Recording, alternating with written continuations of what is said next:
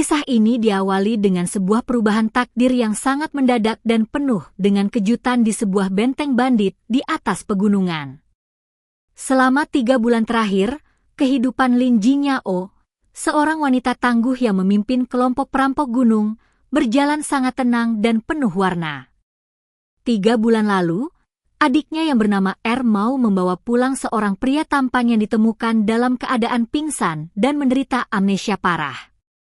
Tanpa mengetahui latar belakangnya, Jingyao yang merasa membutuhkan teman akhirnya memutuskan untuk menampung pria tersebut di dalam desa mereka. Pria itu memiliki wajah yang sangat tampan, berkulit halus lembut tahu, bersikap sangat lembut, serta penuh dengan tutur kata yang puitis. Jingyao memberinya nama Ayu, dan seluruh anggota bandit di desa dengan ramah memanggilnya sebagai saudara Ayu. Setiap kali dipanggil dengan sebutan itu, Ayu selalu tersipu malu dan mengangguk setuju. Hubungan mereka tumbuh semakin dekat dari hari ke hari. Ayu menjadi sosok yang sangat bergantung pada Jingyao dan selalu setia menunggu di depan pintu rumah setiap kali hari mulai gelap. Namun, sebuah insiden konyol di suatu malam mengubah seluruh tatanan kehidupan di benteng gunung tersebut. Ketika sedang bermanja-manja, Ayu tanpa sengaja terguling dari atas tempat tidur dan kepalanya terbentur dengan cukup keras. Benturan fisik tersebut secara ajaib memulihkan seluruh ingatan masa lalunya yang terkunci. Pria yang selama 3 bulan menjadi sosok kuat, Ayu kuat, yang manis dan penurut itu ternyata adalah Suciu, seorang putra mahkota kerajaan yang sangat berkuasa, angkuh, dan ditakuti. Begitu ingatannya kembali secara utuh, Suciu menatap Jingyao dengan tatapan mata yang dipenuhi oleh rasa amarah yang membara dan tubuh yang gemetar hebat. Ia merasa sangat terhina karena seorang wanita perampok gunung telah memperlakukannya bagaikan orang bodoh dan menjadikannya sebagai suami bandit. Tanpa membuang waktu, Suciu segera berlari keluar dari kamar untuk melepaskan burung merpati pembawa pesan guna memanggil pasukan pengawal kerajaannya. Kejadian ini serta-merta menciptakan kepanikan luar biasa di antara para anggota bandit. Ahzi, yang menjabat sebagai wakil pimpinan benteng, beserta Mau dan para anak buah lainnya gemetar ketakutan ketika menyadari bahwa pria yang mereka manjakan seperti harta karun selama 3 bulan terakhir sejatinya adalah seorang pangeran raja. Ahzi menyarankan agar mereka semua segera melarikan diri sebelum pasukan kerajaan tiba di pegunungan untuk membantai mereka. Namun, Jingyao tidak bisa melarikan diri begitu saja. Di pergelangan tangannya terikat seutas tali merah yang sangat tebal, di mana ujung lainnya terikat kuat pada tangan Suciu yang sedang duduk tidak jauh darinya. Tali merah tersebut menjadi simbol ikatan emosional sekaligus penahanan fisik yang membuat Jingyao tidak mampu berkutik. Suciu menatap Jingyao dengan tatapan mata yang sangat tajam dan napas yang memburu, membuat Jingyao merasa sangat menyesal mengapa ia dulu terlalu manja dan tidak sengaja menendang pria itu hingga jatuh dari tempat tidur. Tidak lama kemudian, sekelompok besar pasukan pengawal kerajaan tiba di kediaman perampok tersebut. Pemimpin pasukan pengawal yang melihat kondisi pakaian Suciu yang compang-camping dan rumah kayu yang sederhana langsung meneteskan air mata keprihatinan. Merasa pangerannya telah dihina oleh sekelompok perampok, sang pimpinan pengawal segera menarik pisaunya dan berniat untuk mengeksekusi Jingyao di tempat. Melihat keselamatan pemimpinnya terancam, Ahzi dengan gagah berani memasang badan dan menggenggam pisaunya erat-erat, bersiap untuk bertarung sampai titik darah penghabisan demi melindungi Jingyao. Namun, Suciu yang melihat situasi memanas segera menghentikan pertumpahan darah tersebut. Dengan wajah yang tampak muram, Suciu menarik tali merah di tangan Jingyao dan memerintahkan pengawalnya untuk menangkap Jingyao serta membawa anggota bandit lainnya ke kantor pemerintah setempat untuk menjalani hukuman sesuai aturan hukum, bukannya dibunuh begitu saja. Keputusan Suciu untuk tidak membantai para bandit membuat para pengawalnya merasa bingung dan waspada. Pengawal Suciu berpendapat bahwa Jingyao harus dibawa ke ibu kota untuk didisiplinkan dengan benar karena tidak layak menjadi seorang putri mahkota. Namun, di tengah perdebatan dan suasana yang masih canggung, Ermau tiba-tiba muncul sambil membawa seorang pria berkulit terang.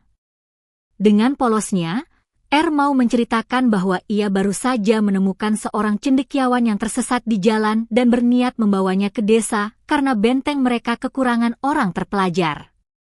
Momen tersebut langsung menyulut api cemburu yang sangat besar di dalam dada Suciu. Wajah sang pangeran seketika berubah menjadi sangat gelap bagaikan dasar panci yang terbakar. Rasa cemburu dan kekesalan Suciu mencapai puncaknya. Ia memerintahkan anak buahnya untuk menghancurkan benteng gunung tersebut dan membawa pergi seluruh anggota bandit, termasuk cendekiawan asing yang baru saja dibawa oleh Ermau. Sebelum melangkah pergi meninggalkan lokasi, Suciu memberikan ancaman keras kepada Jinyao. Ia menegaskan bahwa jika sampai terdengar desas-desus sekecil apapun mengenai hubungan di antara mereka berdua, atau jika Jinyao berani menampung pria asing lainnya di masa depan, maka Suciu tidak akan pernah mau menemui atau berbicara dengannya lagi untuk selamanya. Dalam sekejap mata, benteng gunung yang biasanya riuh oleh gelak tawa para bandit berubah menjadi tempat yang sangat sepi dan lengang. Lin Jinyao kini mendapati dirinya hidup seorang diri di tengah hutan pegunungan yang sunyi. Rasa sedih, penyesalan, dan kesepian datang melingkupi hatinya secara bersamaan. Sambil memanggang daging kelinci di atas api unggun sendirian, air mata Jinyao menetes tak terkendali menyusuri pipinya. Ia sangat merindukan saudara-saudaranya dan merindukan kehangatan sosok Kuot, Ayut Kuot, yang dulu selalu bersikap lembut dan manis kepadanya. Kecantikan dan kelembutan Ayu di masa lalu telah membuat hatinya terpikat, namun kini kenyataan pahit menyadarkannya bahwa pria tersebut adalah seorang putra mahkota yang berada di luar jangkauannya. Di tengah rasa putus asa dan kebingungannya mengenai langkah apa yang harus diambil selanjutnya, Jinyao mendadak mendengar suara langkah kaki sekelompok orang mendekati kebunnya. Dengan refleks cepat, ia menurunkan daging kelinci dan menggenggam pisaunya erat-erat, menduga bahwa Suciu mungkin telah berubah pikiran dan mengirim pembunuh bayaran untuk membungkam dirinya. Akan tetapi, dugaan Jinyao ternyata keliru. Pintu tandu mewah yang baru saja tiba terbuka, dan keluar sesosok wanita tua berambut putih. Wanita tua tersebut langsung terisak dan menangis histeris begitu menatap wajah Jinyao, mengungkapkan bahwa ia telah mencari anak dan cucunya selama bertahun-tahun dan akhirnya berhasil menemukan keberadaan Jinyao. Kedatangan wanita tua berambut putih di tengah pegunungan yang sunyi tersebut membawa kenyataan baru yang sama sekali tidak pernah dibayangkan oleh Lin Jinyao. Wanita tua itu, yang tidak lain adalah nenek kandung dari pihak ibunya, menangis histeris sambil menggenggam erat jemari Jinyao. Rencana Suciu untuk meninggalkan Jinyao sendirian di pegunungan tanpa perlindungan pada akhirnya gagal total, karena takdir justru mempertemukan Jinyao kembali dengan keluarga bangsawan aslinya. Melalui linangan air mata sang nenek, Jinyao perlahan-lahan mulai memahami silsilah separuh kehidupan pertamanya yang selama ini menjadi misteri. Kakek dari pihak ibunya ternyata adalah seorang pejabat tinggi kekaisaran, yaitu Grand Tutor Taifu, yang sangat dihormati di istana. Di masa lalu, ibu Jinyao sejatinya adalah seorang putri bangsawan yang seharusnya dinikahkan dengan keluarga terpandang yang setara secara sosial. Namun, terbuai oleh perasaan cinta, sang ibu memilih untuk kawin lari bersama seorang pelayan pria biasa bernama Xiao Xi dari Majiuli. Kehidupan pernikahan kedua orang tuanya di masa kecil Jinyao dipenuhi oleh kepahitan, pertengkaran tanpa henti, serta suasana rumah tangga yang kumuh dan kacau. Ketika wabah penyakit hebat melanda kota, kedua orang tuanya meninggal dunia secara bersamaan dalam pelukan satu sama lain di tengah perselisihan mereka. Pada usia yang baru menginjak 6 tahun, Jinyao terpaksa bertahan hidup sendirian hingga akhirnya diambil dan diberi makan oleh seorang seniman sirkus keliling. Selama bertahun-tahun ia mengembara di jalanan mencari nafkah dengan melakukan pertunjukan fisik, Sampai akhirnya sang pesirkus meninggal ketika Jinyao berusia 18 tahun. Dengan keahlian bertahan hidup dan ilmu bela diri yang diasahnya di jalanan, Jinyao mengembara ke pegunungan terpencil dan memimpin sekelompok rakyat miskin serta orang-orang terbuang untuk mendirikan benteng bandit. Nenek Jinyao bersikeras untuk membawa cucunya kembali ke ibu kota demi memulihkan status sosialnya. Agar tidak memicu skandal atau cemoohan masyarakat bangsawan, kakeknya secara resmi mengumumkan kepada publik bahwa Lin Jinyao adalah putri bangsawan yang selama ini tinggal jauh di luar kota untuk menyembuhkan penyakit kronisnya. Kehidupan baru sebagai wanita muda dari keluarga terhormat terbukti jauh lebih menyiksa dan melelahkan bagi Jinyao dibandingkan menjadi raja gunung yang bebas.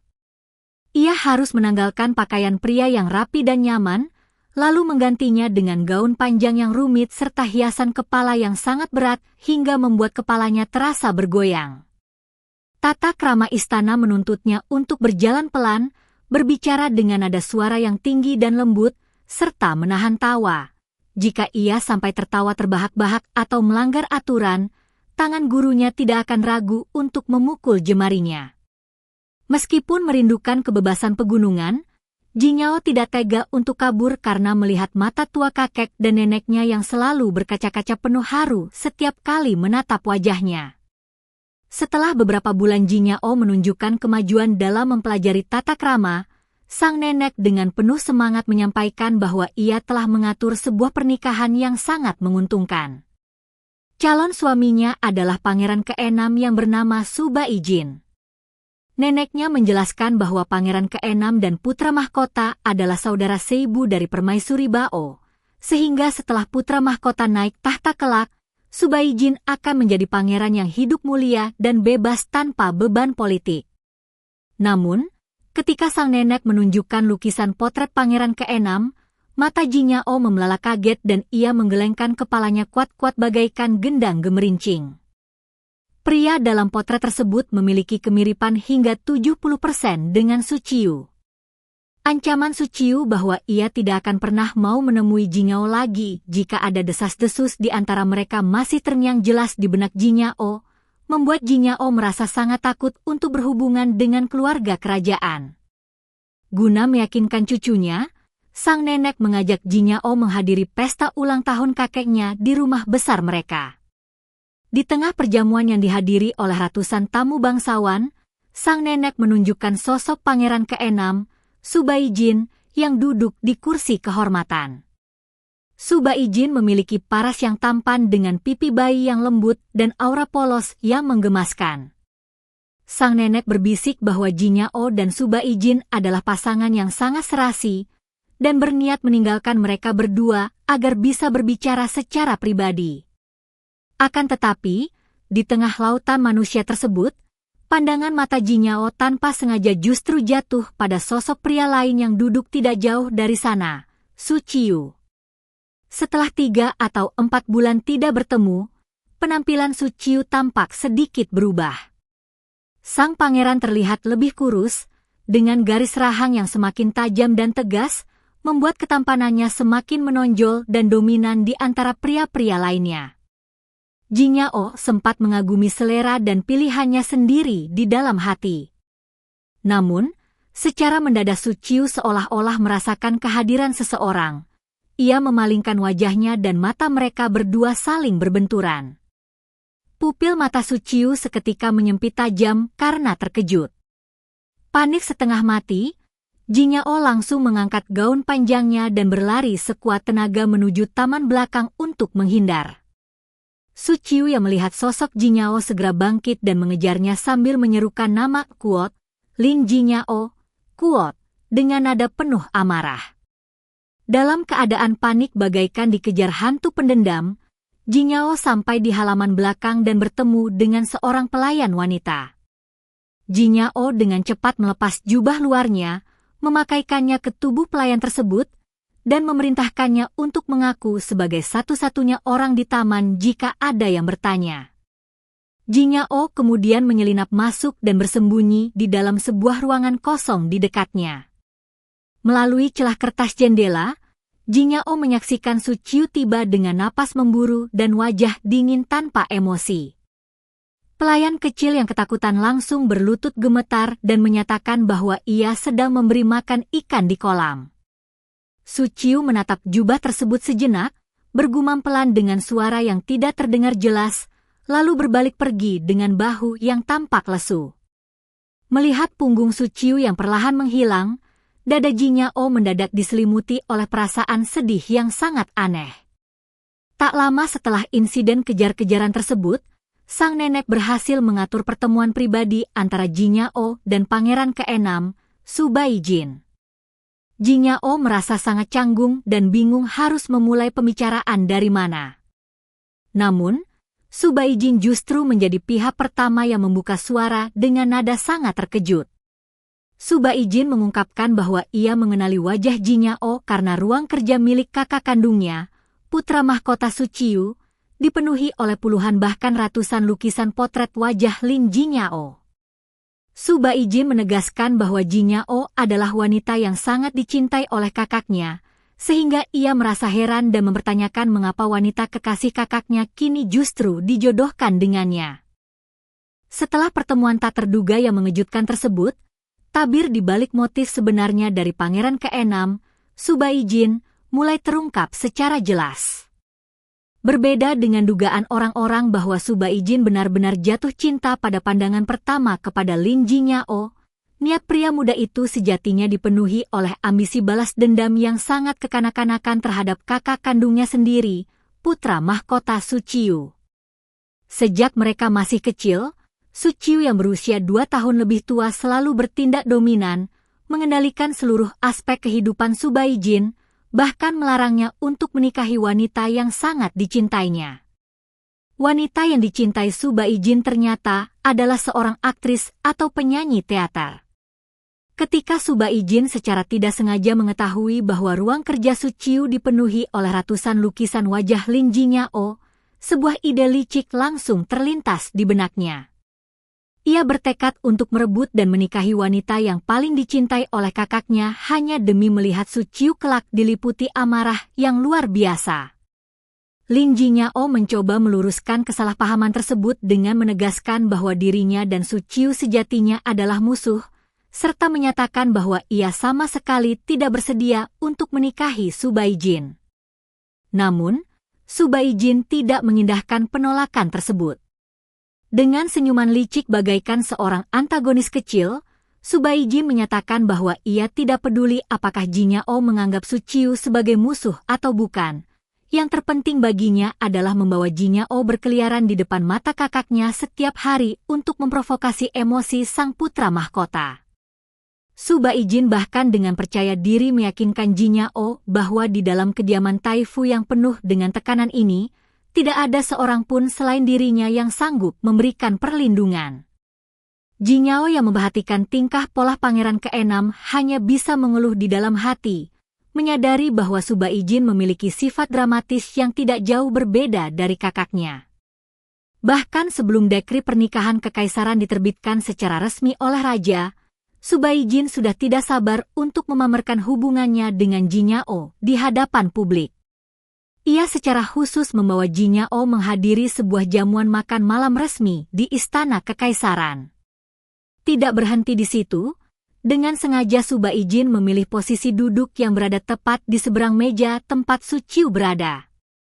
Setelah beberapa hari tidak saling bertatap muka, Jinyao menyadari perubahan fisik pada diri Su Qiu. Lingkaran hitam kebiruan di bawah mata Su Qiu terlihat semakin membesar dan menggelap, menandakan bahwa sang putra mahkota mengalami gangguan tidur yang amat parah dan terus-menerus memikirkan keberadaan Jinyao. Su Qiu terus menatap kosong cangkir anggur di tangannya, seolah-olah jiwanya sedang melayang jauh. Ketika Jinyao secara tidak sengaja mendongakkan kepala dan memberikan senyuman canggung, Su Qiu seketika tertegun. Pandangan mata sang putra mahkota terkunci pada wajah Jinyao tanpa berkedip sedikitpun. Melihat momen tersebut, Su Baijin yang terbakar oleh semangat balas dendam segera melancarkan aksinya. Ia sengaja mencondongkan tubuhnya hingga sangat dekat dengan telinga Jinyao, berbisik lembut sambil mengambil sepotong kue manis dan meletakkannya di piring Jinyao.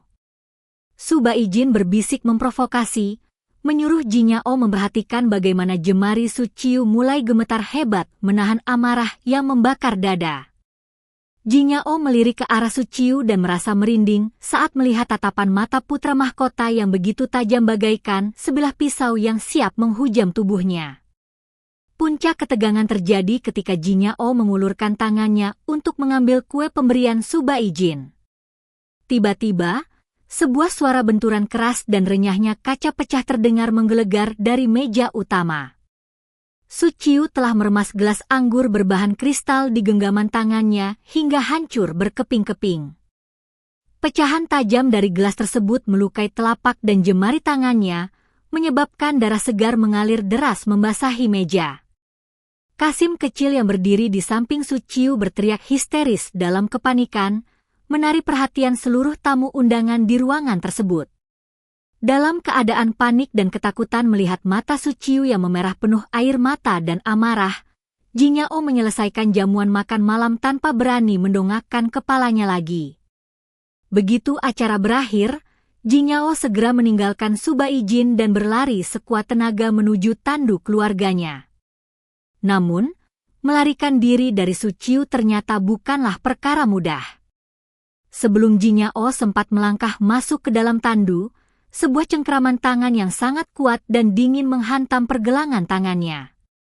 Rasa sakit yang tajam menjalar di lengannya ketika Jinyao berbalik dan mendapati Su Qiu berdiri tepat di hadapannya dengan napas yang terengah-engah dan urat-urat di dahinya yang berdenyut kencang. Dengan suara yang ditekan penuh emosi mendalam, Su Qiu berkata, "Engkuot, aku tidak menyangka. Aku telah mencarimu begitu lama, dan kau ternyata berada tepat di depan mataku. Lin Jinyao, kau benar-benar membuatku kesulitan menemukanmu." Kuot. Jinyao yang panik mencoba berpura-pura tidak mengenali Su Qiu dan mengangkat tangannya untuk melepaskan diri. Ia beralasan bahwa tindakan saling tarik dan dorong di tempat umum seperti ini akan merusak reputasi mereka berdua. Mendengar kata Kuot, reputasi Kuot keluar dari mulut wanita yang dulu sering memeluknya di tempat tidur, Su Qiu tertawa tertahan penuh kekecewaan dan amarah.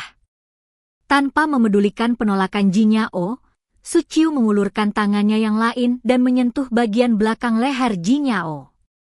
Dengan jemarinya yang hangat, ia mengusap sebuah tahi lalat berwarna merah terang yang tersembunyi di sana. Tahi lalat sensitif yang ditemukan Su Qiu saat mereka dulu tidur bersama di benteng gunung. Su Qiu berbisik dingin, mempertanyakan mengapa Jinyao kini mendadak memikirkan reputasi, padahal di masa lalu wanita itu begitu berani menggodanya setiap hari. Ketika Jinyao terpojok dan mencoba membawa nama Su Baijin sebagai ancaman, Su Baijin tiba-tiba muncul sambil bersandar di dinding koridor istana. Dengan nada sok pahlawan, Su Baijin berseru, "Kuot, saudara kekaisaran, lepaskan tunanganku." Kuot. Jinyao sempat merasa lega dan mengira Su Baijin adalah penyelamatnya. Akan tetapi, Su Qiu dengan sangat tenang langsung membongkar kebusukan rencana adiknya. Su Qiu menatap Su Baijin dengan dingin dan mengungkapkan bahwa ia tahu persis Su Baijin memanfaatkan Jinyao hanya sebagai syarat formalitas agar bisa membawa wanita penyanyi teater bernama Ling Ling masuk ke dalam rumah mewahnya. Senyuman di wajah Su Baijin seketika sirna dan berubah menjadi kepanikan total.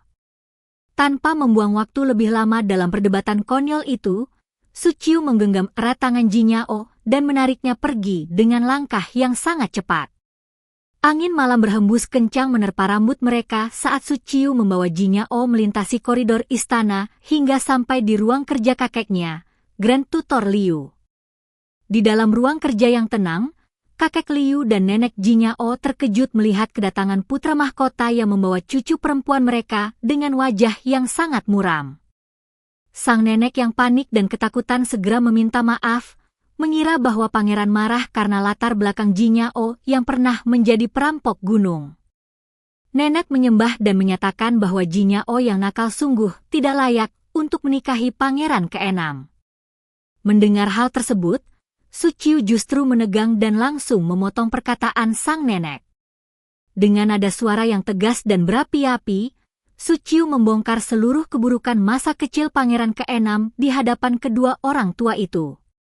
Su Qiu membeberkan bahwa Su Baijin sejak usia 7 tahun sudah nakal dengan membawa ular ke sekolah, dihukum pada usia 11 tahun karena tidak mampu menghafal pelajaran, dan kini tumbuh menjadi pria yang bodoh, malas, serta menghabiskan hari-harinya tanpa pencapaian. Su Qiu menegaskan dengan lantang bahwa pangeran ke-6 lah yang sama sekali tidak cukup baik dan tidak pantas untuk mendapatkan Lin Jingyao. Pernyataan tersebut membuat seluruh ruangan mendadak hening saat sang nenek dan kakek menyadari arah sebenarnya dari perasaan sang putra mahkota. Di dalam ruang kerja Grand Tutor Liu, ketegangan semakin meningkat ketika Su Qiu secara blak-blakan membeberkan rekam jejak pangeran ke-6, Su Baijing. Dengan nada penuh kepastian, Su Qiu menceritakan bahwa sejak usia 7 tahun Su Baijing sudah berulah membawa ular ke sekolah, dihukum pada usia 11 tahun karena gagal menghafal pelajaran, dan kini tumbuh menjadi pemuda malas yang menghabiskan harinya tanpa pencapaian. Kakek Liu tertegun mendengarnya, sementara nenek Jingyao yang panik mencoba meredakan suasana dengan menyebut bahwa Jingyao mungkin kurang pantas.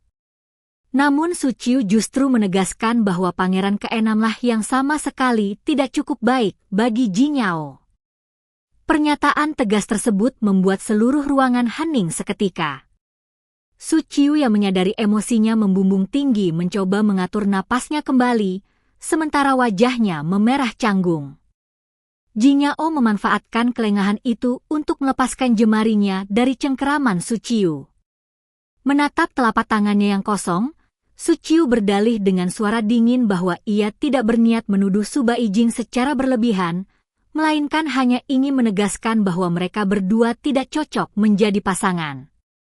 Nenek Jingyao terdiam bingung, merasakan canggung yang amat sangat melingkupi ruang kerja tersebut. Kakek Liu yang berilmu tinggi akhirnya memecah keheningan dengan bertanya kepada Su Qiu mengenai kriteria pria yang dianggap pantas menjadi jodoh cucunya. Mendengar hal itu, Su Qiu merapikan jubahnya dan menjabarkan kriteria secara amat terperinci. Menurutnya, pria yang tepat haruslah seseorang yang sudah dikenal dekat karakter serta latar belakangnya. Pria tersebut wajib menguasai ilmu sastra maupun seni bela diri, cerdas, berparas tampan, memiliki latar belakang keluarga berpengaruh yang sanggup memberikan perlindungan penuh, tidak memiliki istri atau selir lain, dan akan lebih baik jika berasal dari keluarga kerajaan. Mendengar pemaparan kriteria tersebut, Jingyao seketika menyadari siasat di balik kata-kata sang putra mahkota.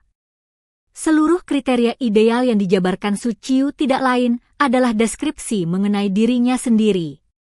Jingyao mengutuk Su Qiu di dalam hati, menyadari dendam yang disimpan pria itu. Di masa lalu, ketika menderita amnesia di benteng gunung, Su Qiu dipanjakan dan diperlakukan bagaikan suami dari seorang perampok wanita.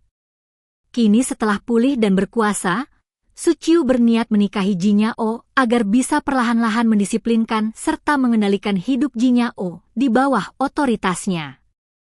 Merasa frustrasi, Jingyao secara spontan berseru bahwa ia lebih memilih menikahi Su Baijing yang bodoh daripada berada di bawah pengawasan Su Qiu setiap hari. Ucapan Jingyao seketika mengubah suasana ruangan menjadi sedingin es. Su Qiu menatap Jingyao dengan mata tajam yang memancarkan aura berbahaya. Melalui sela-sela giginya, Su Qiu memerintahkan Jingyao untuk mengulangi perkataannya.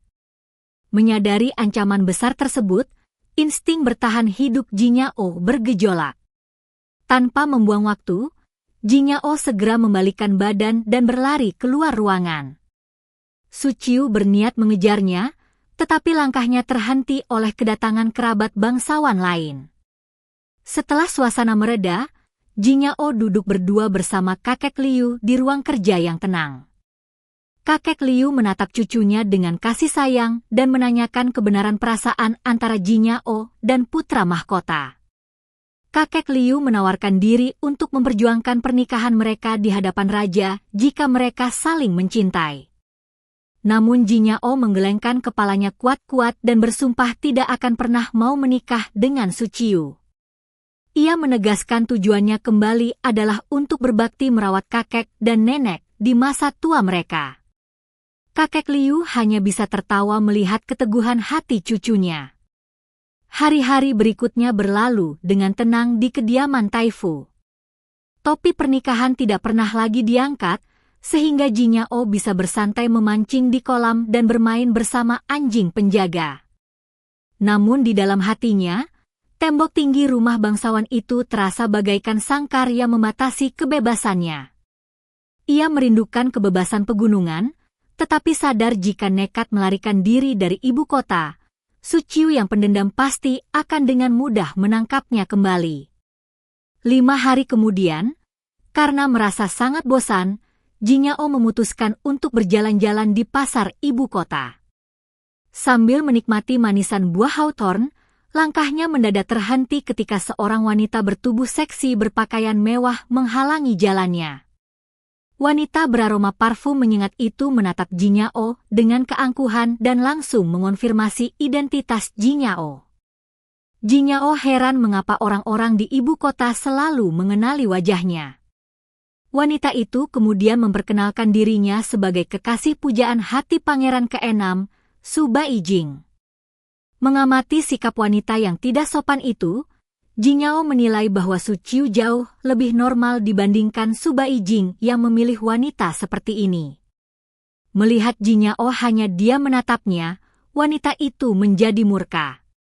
Dengan kasar ia merebut manisan hawthorn dari mulut Jinyao, membantingnya ke tanah, lalu menginjaknya hingga hancur. Wanita itu memperingatkan Jinyao agar tahu diri dan tidak menikahi Su Baijing karena Su Baijing hanya mencintai dirinya. Makanan favoritnya dihancurkan, amarah Jinyao pun menyala. Mengingat gaun panjangnya menyulitkan perkelahian fisik, Jinyao memilih melancarkan serangan kata-kata yang mematikan. Dengan senyum sinis yang memprovokasi, Jinyao berseru bahwa ia sangat mencintai Su Baijing dan bersikeras untuk menikah dengannya. Jinyao mengejek wanita itu dengan mempertanyakan apakah Su Baijing berani mengabaikan istri sah demi seorang selir di bawah hukum kekaisaran. Jinyao menambah panas suasana dengan bersumpah akan menyatakan cinta pada Su Baijing setiap hari, menjadi istri sah yang diakui, serta melahirkan anak-anak darinya. Serangan verbal Jinyao membuat wanita seksi itu gemetar hebat dalam amarah dan keputusasaan. Namun senyum kemenangan di bibir Jinyao seketika membeku. Tepat saat ia hendak berbalik melangkah, pintu tandu mewah yang terparkir di tepi jalan terbuka lebar. Sebuah tangan kuat mendadak mencengkeram tubuh Jinyao dan menariknya masuk ke dalam tandu secara paksa.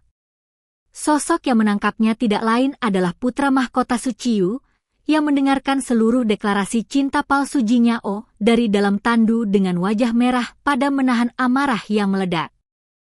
Pintu tandu mewah yang tertutup rapat menjadi saksi bisu atas pergolakan emosi yang sangat hebat di antara dua insan dari latar belakang berbeda. Lin Jinyao ditarik secara paksa dari sudut tandu, tak berdaya ketika berhadapan langsung dengan putra mahkota Su Qiu yang wajahnya memerah pada menahan amarah. Senyuman tipis namun dingin di sudut bibir Su Qiu justru memancarkan ancaman yang menakutkan. Dengan suara tertekan, Su Qiu menyindir tindakan Jinyao yang plin-plan, mempertanyakan bagaimana seorang wanita berani menyampaikan deklarasi cinta dan keinginan memiliki anak kepada orang lain di tengah keramaian pasar. Api cemburu di mata sang pangeran seolah sanggup membakar Jinyao hidup-hidup. Jinyao menelan ludah dengan susah payah di tengah kepungan udara yang semakin mengimpit. Berada di dalam ruang tandu yang sempit bersama Su Qiu membuat aroma alami tubuh sang pangeran, aroma kayu pinus yang khas, segar, dan menenangkan, menyeruak tajam memenuhi indera penciumannya. Di masa lalu ketika Su Qiu masih tinggal di benteng gunung, Jinyao mengira pria itu menyembunyikan kantung parfum di jubahnya, namun belakangan ia baru menyadari bahwa aroma pinus tersebut adalah wangi murni yang memancar dari kulit Su Qiu. Dalam keadaan panik, Jinyao mencoba merangkai alasan sofisme untuk membela diri. Ia berbisik pelan bahwa deklarasi cintanya kepada pangeran keenam hanyalah gertakan belaka untuk memprovokasi wanita seksi tersebut agar pergi membuat keributan dengan Su Baijin. Jinyao menegaskan bahwa ia sama sekali tidak berniat menikahi Su Baijin. Mendengar penjelasan tersebut, raut wajah Su Qiu perlahan melunak, meskipun matanya masih menyipit tajam menatap Jinyao. Su Qiu mencondongkan tubuhnya semakin dekat, hingga jarak di antara wajah mereka hanya tersisa beberapa inci saja. Jantung Jinyao berdegup sangat kencang akibat kedekatan fisik yang mendadak ini. Ketika Su Qiu berbisik menanyakan dengan siapa sebenarnya Jinyao ingin menghabiskan sisa hidupnya, sosok Su Qiu sendiri melintas secara spontan di dalam pikiran Jinyao. Merasa takut oleh kedekatan emosional tersebut, Jinyao mundur dan memohon agar diizinkan kembali ke pegunungan untuk hidup tenang tanpa pernah menginjakan kaki di ibu kota lagi. Namun permintaan Jinyao justru memicu kekesalan baru bagi Su Qiu. Napas sang pangeran kembali memburu berat. Su Qiu menolak keras keinginan Jinyao untuk kembali menjadi rakyat biasa atau bandit gunung. Dengan nada menuntut, Su Qiu mengingatkan bahwa sejak dirinya membenahi benteng gunung dan membubarkan aksi perampokan, ia telah menginvestasikan banyak hal. Jinyao yang merasa frustrasi akhirnya berseru menanyakan apa sebenarnya yang diinginkan pangeran darinya. Ia menegaskan bahwa jika Su Qiu ingin menghukumnya atas perlakuan masa lalu, ia bersedia menerima hukuman tersebut. Secara tidak terduga, Su Qiu justru membungkukkan tubuhnya dan menyentuhkan leher serta bahunya ke leher Jinyao dengan lembut. Sentuhan hangat itu membuat Jinyao terperanjat kaget. Sebelum percakapan berlanjut lebih jauh, Jinyao memanfaatkan kesempatan ketika Tandu melambat di depan rumahnya, melompat keluar, dan berlari masuk ke kediaman Taifu. Selama beberapa hari berikutnya, Jinyao mengurung diri di dalam kamar dan tidak berani melangkah keluar rumah. Setiap kali tertidur, ia bahkan bermimpi buruk melihat Su Qiu berdiri memegang penggaris besar untuk mendisiplinkannya. Namun ketenangan sementara itu runtuh ketika nenek Jinyao mendadak masuk ke dalam kamarnya penuh kecemasan. Sang nenek meratapi keputusan Jinyao yang menyembunyikan rahasia besar mengenai hubungannya dengan sang putra mahkota. Rupanya, sebuah rumor heboh telah meledak dan menyebar luas ke seluruh penjuru ibu kota. Berita mengenai peristiwa beberapa bulan lalu, tentang putra mahkota yang jatuh dari tebing, diselamatkan oleh seorang perampok wanita, serta benih-benih cinta yang tumbuh di antara mereka, kini menjadi buah bibir masyarakat. Terbongkarnya skandal ini membuat rencana pernikahan antara Jinyao dan pangeran keenam Su Baijin batal total secara otomatis. Kakek Liu yang mengusap pelipisnya merasa tertekan oleh situasi politik dan skandal kekaisaran ini. Merasa bahwa dirinya telah menimbulkan bencana besar bagi keluarga dan kakeknya, Jinyao dengan penuh rasa bersalah menyatakan bahwa ia bersedia pergi ke Gunung Kunlun untuk menjadi seorang biarawati demi menebus dosa-dosanya. Nenek Jinyao menangis terisak, menyalahkan dirinya sendiri karena terlambat menemukan Jinyao sehingga cucunya harus mengalami penderitaan. Demi bertanggung jawab atas perbuatannya dan tidak ingin melibatkan keluarga Taifu lebih jauh, Jinyao mengambil keputusan berani untuk mendatangi kediaman putra mahkota seorang diri. Ini adalah kali pertama Jinyao menginjakan kaki di dalam istana megah milik Su Qiu. Kemewahan halaman dalam, ubin merah yang megah, serta deretan bangunan tinggi seketika menyadarkan Jinyao akan perbedaan status sosial yang sangat jurang di antara mereka. Seorang pelayan membimbing Jinyao melintasi koridor luas menuju ruang kerja putra mahkota. Ukuran ruang kerja Su Qiu begitu fantastis, jauh lebih besar daripada keseluruhan area benteng gunung tempat tinggal mereka dulu. Di dalam ruangan tersebut, aroma kayu pinus yang menenangkan menyelimuti udara. Jinyao berjalan perlahan melintasi deretan rak buku tinggi yang dipenuhi ribuan gulungan kitab. Namun ketika langkah kakinya sampai di depan meja kerja utama Su Qiu, Mata Jinyao membelalak tidak percaya. Di dinding dan sekitar meja kerja tersebut, tergantung puluhan bahkan ratusan lukisan potret wajah. Setiap lembar lukisan menggambarkan sosok wanita yang sama dalam berbagai ekspresi, wajah saat tertidur, wajah dari samping, hingga tawa lepasnya. Seluruh lukisan indah itu adalah gambar wajah Lin Jinyao. Terdengar suara langkah kaki yang familiar dari belakang. Jinyao membalikkan badan dan menemukan Su Qiu berdiri menatapnya dengan tenang namun penuh intensitas emosional. Su Qiu bersuara lembut, menyatakan bahwa kini seluruh ibu kota telah mengetahui cintanya kepada Jinyao, dan menanyakan bagaimana Jinyao berniat memberikan penjelasan atas hal tersebut. Jinyao yang panik dan gugup menundukkan kepala, memohon agar pangeran menenangkan diri dan menyampaikan niatnya untuk pergi ke Gunung Kunlun menjadi biarawati demi menebus dosa. Mendengar kata kuot, biarawati ke kuot, mata Su Qiu seketika memerah karena amarah dan rasa frustrasi yang mendalam. Mengulurkan tangannya yang kuat, Su Qiu mencubit dahi dan cangkang dagu Jinyao, memaksa wanita itu menatap matanya. Dengan suara gemetar menahan emosi, Su Qiu mempertanyakan mengapa Jinyao selalu berusaha melarikan diri, bersembunyi berbulan-bulan, dan kini mendadak ingin pergi menjadi biarawati tanpa pernah berniat untuk tinggal di sisinya. Su Qiu tiba-tiba membungkuk dan menopang tubuh Jinyao dengan pelukan hangat. Rasa amarah di wajah sang pangeran perlahan-lahan berganti menjadi rona merah malu yang mendalam. Su Qiu menggertakkan giginya dan mengejek bahwa Raja Gunung yang tangguh ternyata masih begitu bodoh dan tidak peka. Dengan napas yang memburu dan wajah yang merona merah hingga ke telinga, Su Qiu akhirnya meluapkan isi hatinya yang paling jujur. Kuot, jika kamu benar-benar ingin bertanggung jawab atas semua yang terjadi, maka tetaplah berada di sisiku. Nikahi aku saja, Kuot. Jinyao tertegun memelalakan mata. Akhirnya menyadari bahwa di balik semua sikap dingin dan dendam sang putra mahkota, pria itu sejatinya mencintainya dengan begitu tulus dan mendalam. Ungkapan perasaan yang mendalam dan emosional dari putra mahkota Su Qiu di dalam ruang kerjanya yang megah perlahan-lahan merubuhkan seluruh dinding pertahanan di dalam hati Lin Jinyao. Su Qiu menggenggam jemari Jinyao dengan napas yang masih memburu dan mata yang berkaca-kaca memerah. Sang pangeran mengungkapkan penderitaan batin yang dialaminya selama 4 bulan 12 hari sejak perpisahan mereka di benteng gunung. Selama rentang waktu tersebut, Su Qiu menghabiskan begitu banyak sumber daya hanya demi menyebarkan puluhan pelukis untuk melukis wajah Jinyao dan mengirimkan ribuan pengawal ke seluruh penjuru negeri untuk mencari keberadaannya. Namun, Jinyao seolah-olah lenyap di telan bumi, meninggalkan Su Qiu dalam keadaan linglung yang tidak bisa makan maupun tidur dengan tenang.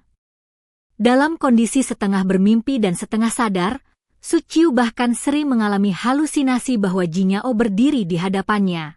Namun ketika ia mengulurkan tangan untuk menyentuhnya, bayangan itu langsung sirna. Rasa rapuh dan ketakutan akan kehilangan yang terpancar dari wajah Su Qiu membuat Jinyao merasa sangat tersentuh sekaligus bersalah.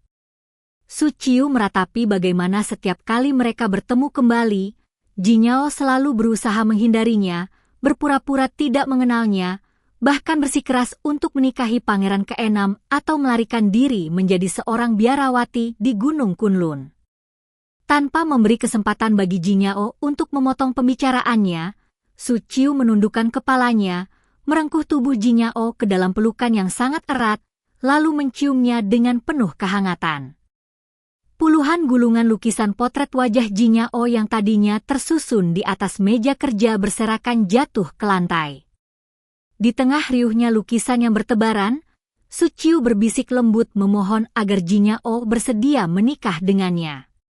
Su Qiu meminta agar mereka merayakan pernikahan di desa gunung terlebih dahulu, lalu melangsungkan pesta pernikahan resmi kekaisaran setelah mereka kembali. Berita mengenai adegan mesra dan pengakuan cinta di antara putra mahkota dan Lin Jinyao segera menyebar luas dan menjadi buah bibir di seluruh penjuru ibu kota. Ketika Grand Tutor Liu mengetahui bahwa cucu perempuannya telah berciuman dengan sang putra mahkota, ia sempat merasa sangat pusing dan khawatir. Kakek Liu menyadari bahwa meskipun latar belakang penderitaan masa lalu Jinyao di jalanan telah dihapus oleh keluarga, skandal yang terlanjur meledak di tengah masyarakat mungkin akan memicu penolakan keras dari raja dan permaisuri. Namun, kekhawatiran tersebut ternyata tidak terbukti. Su Qiu dengan kecerdasannya telah berhasil memperoleh dekri pernikahan resmi secara langsung dari raja. Su Qiu merancang sebuah cerita manipulatif yang sangat manis untuk membujuk ibunya, permaisuri. Pangeran menggunakan trik cerita penyelamatan yang menyentuh hati, menceritakan kepada sang permaisuri bahwa ketika ia jatuh dari tebing curam beberapa bulan lalu, Lin Jinyao lah yang mempertaruhkan nyawa untuk menyelamatkannya dari kematian.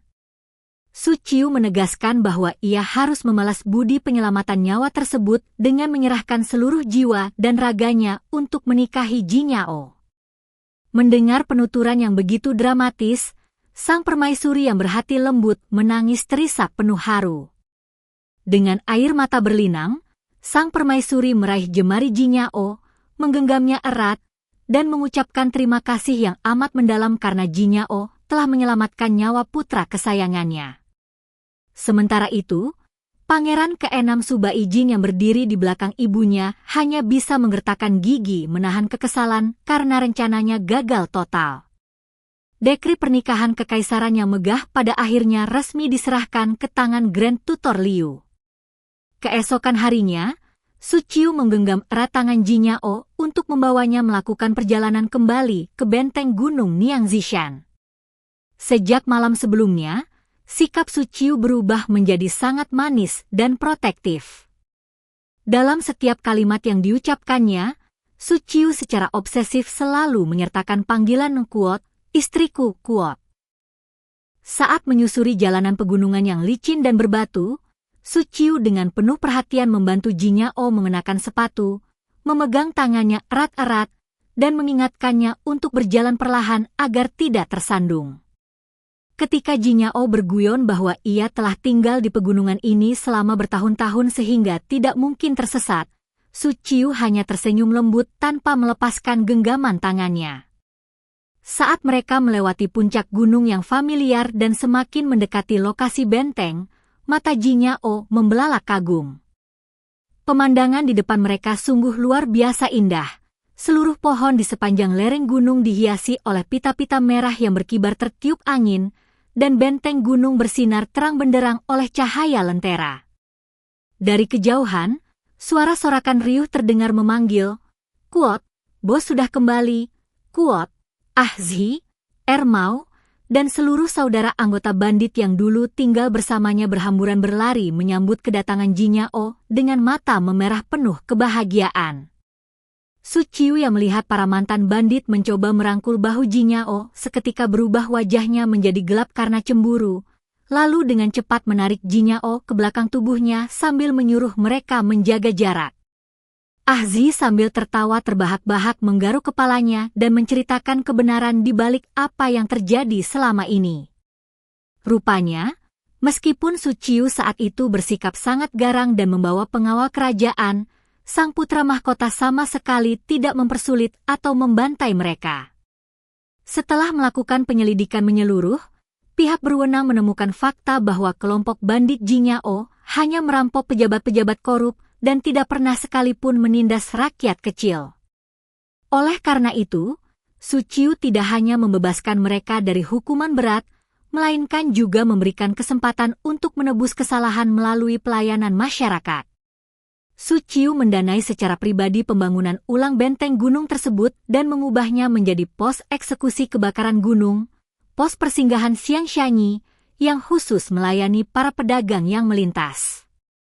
Sebagian mantan bandit kini membentuk klan usaha pengangkutan barang, sementara sebagian lainnya bekerja mengawal kafilah dagang. Bekas balai pertemuan kebenaran yang dulu suram kini telah diubah menjadi bangunan sekolah yang luas, terang, dan megah, di mana anak-anak desa belajar membaca bersama sang cendekiawan berwajah manis. Di atas pintu masuk benteng, terpasang plakat kayu baru bertuliskan 3 karakter besar Nquot, Siang Shanyi Quot, yang ditulis secara indah oleh tulisan tangan Su Qiu sendiri. Jinyao menoleh menatap Su Qiu dengan mata yang berkaca-kaca penuh haru, menyadari betapa besarnya perhatian dan kebaikan hati pria tersebut. Su Qiu mendekatkan wajahnya ke telinga Jinyao dan berbisik lembut bahwa sebagai putra mahkota, ia percaya dunia harus dipimpin dengan kedamaian dan pengampunan. Memberikan kesempatan kedua bagi para mantan bandit bukan hanya menciptakan kemakmuran bagi negeri, tetapi juga menjadi jalan baginya untuk mendapatkan nama dan status yang sah demi memeluk Jinyao di sisinya untuk selamanya. Tiba-tiba, Mau berlari menghampiri mereka sambil memamerkan buku latihan kaligrafinya yang dipenuhi tulisan bengkok namun rapi. Jinyao tertawa gembira memuji kemajuan Mau. Namun, Mau dengan polosnya kembali berguyon menanyakan mengapa Jinyao tidak menyukai cendekiawan yang dibawakannya dulu, lalu menawarkan untuk carikan pria terpelajar lain yang lebih tampan. Jinyao dengan cepat membungkam mulut Mau, namun toples cuka cemburu Su Qiu terlanjur tumpah lagi. Dengan wajah gelap dan nada suara yang sangat serius, Su Qiu menegaskan kepada Mau bahwa Jinyao hanya membutuhkan 1 suami dan 1 bos saja, lalu menyuruh Mau untuk fokus belajar membaca daripada mengurusi hal-hal tidak berguna. Gelak tawa riang seketika menggema di seluruh penjuru pegunungan. Saat matahari mulai terbenam di ufuk barat, memancarkan cahaya keemasan yang hangat menyelimuti area pegunungan, Jinyao menyandarkan kepalanya di atas bahu kokoh Su Qiu. Menatap lanskap pegunungan yang kini dipenuhi oleh kedamaian dan senyuman rakyatnya, Jinyao merenungkan perjalanan hidupnya. Dulu ia mengira akan menghabiskan sisa hidupnya sebagai seorang perampok wanita yang terbuang. Namun, pertemuannya dengan Su Qiu tidak hanya menyembuhkan kesepian dalam jiwanya, melainkan juga mengajarinya arti dari tanggung jawab, kasih sayang, dan komitmen yang sejati. Bersama pria yang dicintainya, Jinyao bertekad untuk menghabiskan sisa hidupnya melindungi tanah air ini dan membawa kehangatan serta kebaikan bagi banyak orang.